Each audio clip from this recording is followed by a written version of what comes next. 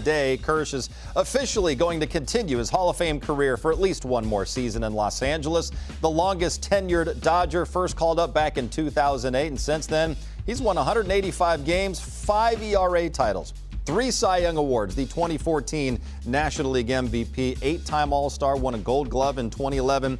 Most importantly, has a World Series ring from 2020. Here's Kersh now, back for year 15. You know, it just happened so fast, so it's kind of a blur right now, but it's good to be here. It's good to be a Dodger again, and yeah, I'm excited to be here. And how are you feeling? How is just with everything from the forearm tightness? How are you feeling right now? It seems like things are moving in the right direction. Yeah, I feel 100% health-wise. It's just, you know, I didn't pick up a ball for a long time, so I didn't pick up a ball till January 1st, so I haven't done that in a long, long time. So wasn't really sure how it was going to react. So thankful that I feel great now, and you know, I'm throwing live tomorrow, so that'll kind of be a good assessment to see where I'm at and keep progressing from there. Yeah. Do you think you'll be ready for opening day? I think so. I mean, if you look at the schedule, if I throw one inning tomorrow and go up one inning for 5 days, I think it's pretty close. So, you know, we'll see. But, you know, either way, I should be right around that. Should be okay. How good did your mind and your heart and your soul feel when you were able to re-sign this deal? Felt good. Yeah, felt good. Yeah. Was it an odd limbo, though? You say it's so fast now, but between the lockout and being a free agent for the first time, there was the long wait. The lockout was honestly a blessing for my wife and I, honestly. Just selfishly to be able to make sure my elbow was okay, you know, and we didn't want to make any decisions without knowing that I was going to be 100%, and so without the distraction of trying to figure out where to play, and you know, honestly, that's a credit to Andrew as well for not having to do the qualifying offer. That was really nice. Didn't have to make that decision right away, which was huge for me. Just gave me time to figure it out, and once I got healthy, you know, it was no secret. You know, we were either gonna go play in Texas or stay here, and that was a hard phone call to tell CY. I'm a good friend of CY, and you know, I think the world of him, and I think he's gonna do great things with Texas. But at the end of the day, I wanted to be here and win a World Series, and I think the Dodgers gave me the best chance to do that, and I'm excited to be back.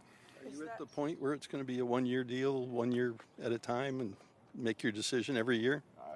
Every year is going to be different. I don't know, but at this point, this year, this was the right call, and figure it out next offseason. Yeah. How big was the idea of playing your entire career with the Dodgers? I think it's really cool that people do that. It wasn't a huge factor in my decision. I think it's a very awesome thing. You know, you think about the guys that have done that. It doesn't really happen recently as much anymore either. So I do think that's a very special thing, but it didn't play a big role in my decision. What was the separator here in Texas, the opportunity to win? Yeah. Just win a World Series. Yeah. Yeah.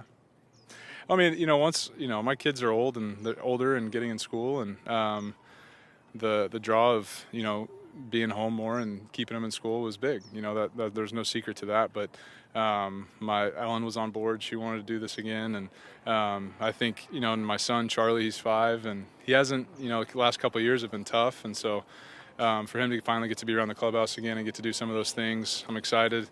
My 2-year-old's kind of a terror right now, so I don't know if I'll bring him around, but Charlie's going to be really fun. The word retirement was thrown out for people from the outside. Was that never?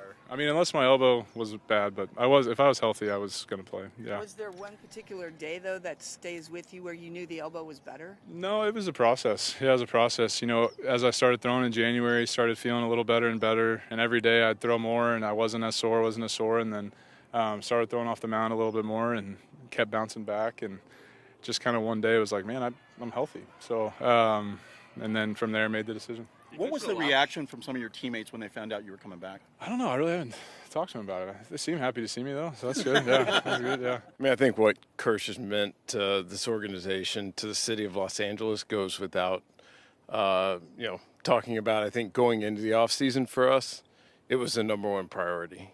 Keeping Kersh in Dodger blue, you know, was our biggest priority coming in, and through the conversations, felt confident, but not knowing for sure. And then post-lockout, he was the first phone call I made, and we worked quickly to get it done. When you look at the starting pitching rotation, are there additional moves that you're hoping to make? How are you seeing it shape up, I guess, today and kind of looking ahead? Yeah, I think that's probably the thing that's keeping us up most at night. I think with this condensed spring training, where pitchers are going to be on opening day, you how to kind of keep them healthy through a regular season and ideally through a long October, and how to balance the depth with quality. Also, we've got a lot of really interesting guys coming. We also have Dustin May, who should be back at some point in the middle of the season. So I think our biggest concern is early. And so it's just how to navigate that and where our own guys are. And I think as we assess that over the next few days, we'll have an even better sense. And how would you just describe what these last few days have been like just for you, with everything from free agency to catching up with the guys, seeing where they're at today? How would you describe what it's been like? Obviously, we had a lot of meetings leading up to the lockout ending, and felt like we were incredibly prepared. And then the bell rung, and things are happening really quickly. Timing is playing out differently than how you anticipate, which we kind of expected, but it's been drinking out of a fire hose, and I think it's been activating that part of our brain, which had been dormant for a couple months. But it's been great. The adrenaline's there, and I think the desire to keep doing what we can to put ourselves in the best position to win a championship. Spring has officially sprung in Glendale, Arizona. The full squad reporting to Camelback Ranch today, wasting no time getting to work in the cage, throwing off the mound.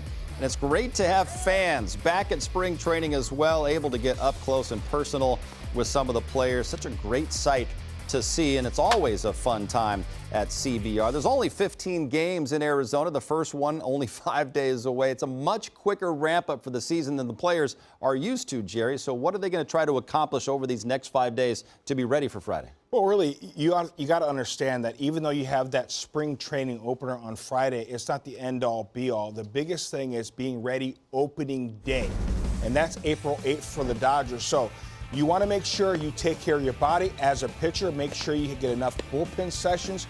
You have your ramp-ups. If you're a starting pitcher, maybe throw an inning or two your very first start, and then possibly 3 or 4. But position players, I'm sure you ask them in spring training, this is ideal for them. A lot of position players hate the 6 weeks, sometimes 7-week spring training because it becomes tedious and boring. I prefer 15 games because big league hitters, especially the veteran guys, all they need is about 20 to 25 at-bats, and they're ready to go. Talk about tedious and boring. I'm expecting the exact opposite from these next 5 days because we've got more than 100 free agents still out there, and that's like an eighth of the league that is still yet to be settled. We don't know where they're playing. Not all of those guys are going to sign major league contracts, but if you think camps today look the way that they're going to look in 5 days, this is going to be a very dynamic time for major league rosters because of the lockout, because front offices were not able to talk to players and their agents for the better part of 3 months. It's going to be a very interesting 5 days, guys. Yeah, and for the players who are there in camp, Jerry, if you're a position player, are you going to want to get more at-bats in these Cactus League games than you normally would, knowing you don't have as many Cactus League games? It depends. If you're a guy like a Cody Bellinger who probably got off to a really slow start, who caught fire in the postseason, I think he's going to want to get in there really early and get as many at-bats as possible. Or a guy like a Max Muncy, especially if he's healthy, he's going to want to test out that arm, test out that elbow, making sure he is ready to go. But if you're a veteran guy like Justin Turner,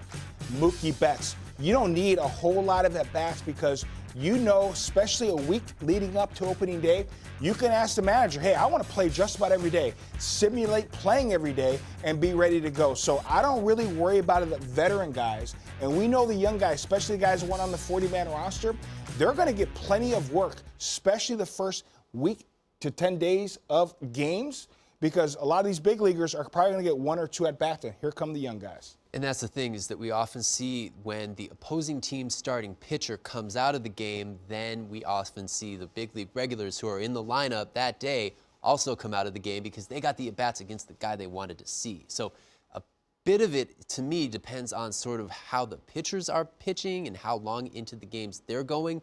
If the pitchers are only facing the opposing lineup one time through and then giving way to guys who are not on the 40-man roster, who are going to be starting in Double and Triple A, maybe if you're a Justin Turner, you don't necessarily need to see that guy, at least early on in camp. I don't know. We'll see how it plays out. And you got to remember, these guys are incredible athletes. These guys weren't just sitting at home and just doing nothing. These guys were training, really anticipating the lockout to last a long time. So they were grinding, working out, getting enough at-bats, seeing live pitching.